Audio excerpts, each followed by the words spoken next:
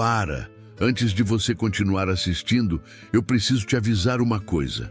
O que vou te contar nos próximos minutos pode abalar completamente a sua fé. Não estou exagerando. Você conhece a história das trombetas de Jericó, certo? Aquela onde Deus derruba as muralhas com um milagre. Todo mundo ama essa história. Criança aprende na escola dominical. Pastor prega sobre o poder da oração. Todo mundo fica emocionado. Mas eu aposto a minha vida que ninguém nunca te contou o que aconteceu nos próximos 60 minutos depois que essas muralhas caíram. E cara, o que vou te revelar agora é tão perturbador que você vai entender por que pastores evitam pregar sobre essa parte. Porque enquanto você cresceu ouvindo sobre milagres e fé, a história real que vem logo depois envolve 15 mil pessoas sendo brutalmente assassinadas. Crianças de colo, idosos indefesos, até os animais. Fica comigo até o final, porque hoje você vai descobrir por que Jericó nunca foi reconstruída. E te prometo, depois de hoje, essa história bíblica vai te dar arrepios toda vez que alguém mencionar. Olha só, eu sei exatamente o que está passando na sua cabeça agora. Esse cara está inventando coisas, mas não estou. Tudo o que vou te falar está escrito na Bíblia, palavra por palavra. O problema é que a gente para de ler sempre na parte bonita. Você quer uma prova? Pega a sua Bíblia agora, física ou no celular, e vai em Josué, capítulo 6, versículo 21. Pode pausar o vídeo se quiser. Vai lá e lê. Leu? Então, você acabou de ler com seus próprios olhos uma das passagens mais controversas de toda a Escritura. E se você é como 90% das pessoas, provavelmente nunca prestou atenção nesse versículo antes. Mas aqui está o que me deixa sem dormir. Como é que uma das histórias mais famosas da Bíblia esconde um dos massacres mais brutais já registrados? E por que ninguém fala sobre isso? A resposta vai te chocar tanto quanto o próprio massacre. Ano 1400 a.C., aproximadamente. Josué está liderando mais de 2 milhões de israelitas. Eles acabaram de atravessar o Rio Jordão milagrosamente. A primeira cidade no caminho da conquista, Jericó. E cara, Jericó não era uma cidadezinha qualquer. Era uma fortaleza militar com muralhas duplas. A externa tinha 5 metros de altura, a interna tinha 12 metros. Entre elas, casas onde viviam cerca de 15 mil pessoas, famílias inteiras, comerciantes, artesãos, crianças brincando nas ruas. Deus então dá instruções muito específicas para Josué. E aqui está o que a maioria das pessoas não percebe. As instruções não eram só sobre como derrubar as muralhas. Tinham 2 partes. Primeira parte, como conquistar a cidade. Segunda parte, a segunda parte é onde a coisa fica sinistra.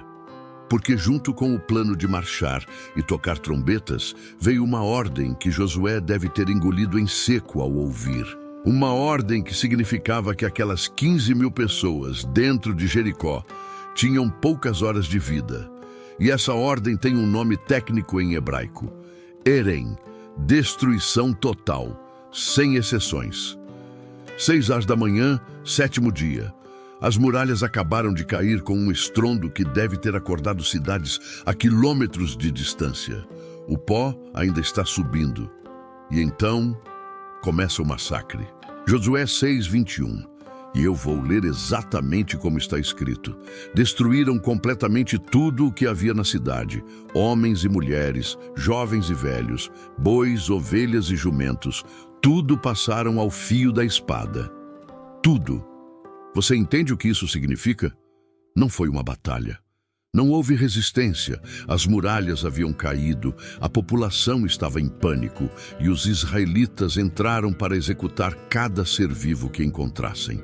Imagina a cena, soldados entrando casa por casa, mães tentando proteger seus bebês, crianças se escondendo debaixo das camas, idosos que mal conseguiam andar sendo trucidados onde estavam. Os arqueólogos que escavaram Jericó encontraram evidências de um incêndio tão intenso que derreteu tijolos, camadas de cinza de 1 metro de altura, esqueletos carbonizados. A destruição foi tão completa que a cidade literalmente desapareceu da história por séculos.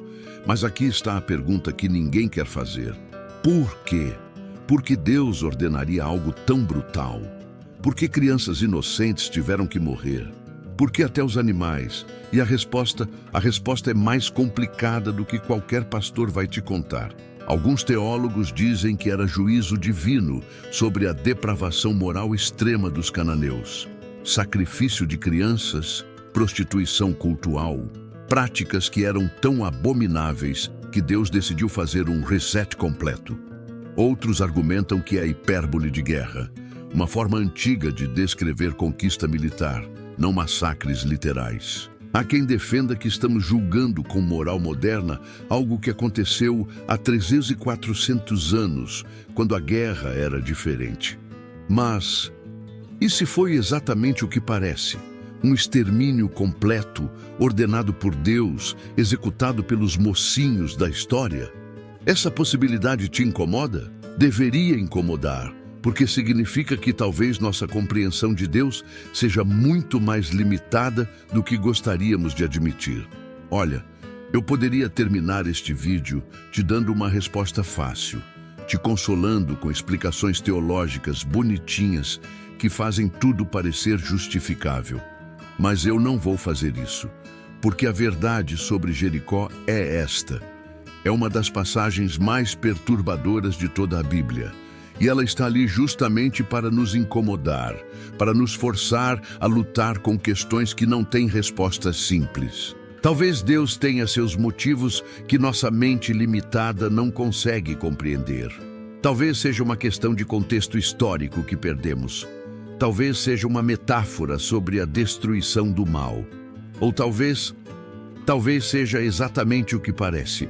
E talvez isso nos ensine algo profundo sobre a natureza da justiça divina que preferimos não encarar. O que eu sei é isto: uma fé que não consegue lidar com Jericó é uma fé muito frágil. Porque se você só consegue acreditar num Deus que age sempre do jeito que você esperaria, então você não acredita em Deus. Você acredita numa versão editada dele. A Bíblia não nos pede para ignorar Jericó. Ela nos desafia a lutar com essa história, a questionar, a buscar entendimento mais profundo, mesmo quando é desconfortável. Porque no final das contas, Jericó faz parte de uma narrativa muito maior sobre redenção, justiça e o mistério de um Deus que às vezes age de formas que nossa mente não consegue processar. E talvez seja exatamente isso que torna essa história tão poderosa. Agora me conta nos comentários, depois de saber a história completa, o que você pensa sobre Jericó. Isso mudou algo na sua fé? Porque eu tenho certeza que não é só comigo que essa história mexe profundamente.